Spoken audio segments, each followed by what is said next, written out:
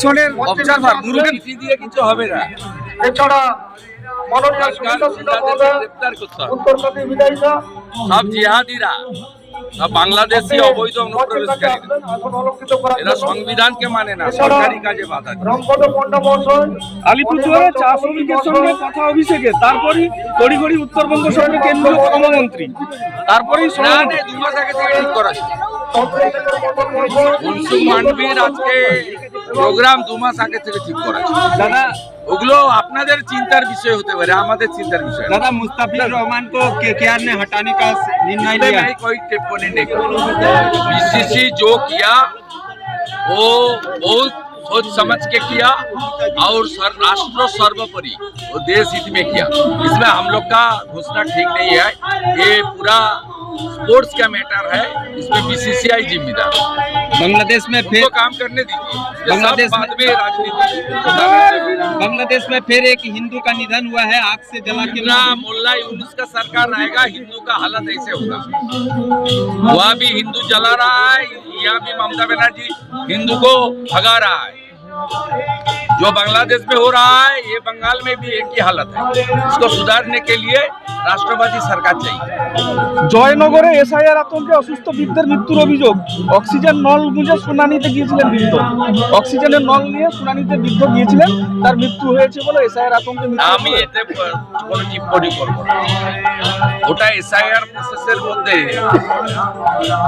কোনো কারণে কেউ মারা যাবেন না এরকম তো হতে পারে না। জন্ম মৃত্যু তো একটা সার্কেল, প্রতিদিনই ঘটে, প্রতি ঘন্টাতেই ঘটে। অর্থাৎ সব জায়গায় রাজনীতি খোঁজার কোনো দরকার নেই। 26-এর ভোটে অশান্তি এড়াতে এখন থেকে প্রস্তুতি নিচ্ছে নির্বাচন কমিশন। 5 জানুয়ারি থেকে জেলা শাসকদের উইকলি রিপোর্ট দেওয়ার নির্দেশ। বিগত দিনে আমাদের ভরসা ছিল না, আরিজাপ্তাপ ছিল।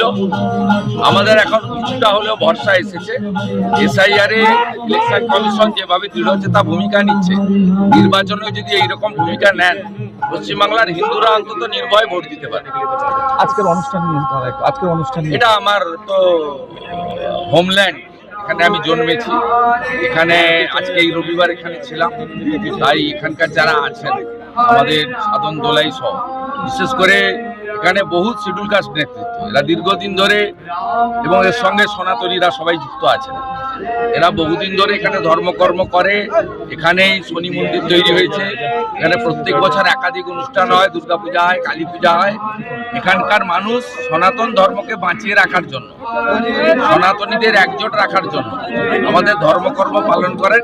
আজকে আমি এসে আমি রাধা মাধবকে প্রণাম করলাম, কপাল চন্দনে চর্চিত করলাম, 3 বার প্রদক্ষিণ করলাম হরিবাসরকে, এবং সর্বোপরি আমাদের যে প্রসাদ, যাকে অন্ন বলা হয়, তুলসী দিয়ে গ্রহণ করতে হয়, মহাপ্রভুর প্রসাদ, সেই প্রসাদ বিতরণের কাজে হাত লাগালাম। এর থেকে তো হিন্দু হিসেবে পরম প্রাপ্তি হতে পারে না। আমি একজন হিন্দু, আমার ধর্ম পালন করতে এখানে এসেছি, এবং এই এলাকার মানুষজন বরাবরই নিষ্ঠাবান সনাতন। এরা গীতার যে বাণী আছে সেটা মেনে চলে। ধর্ম রক্ষতি রক্ষিত, ধর্ম আগে, অন্য কিছু পরে।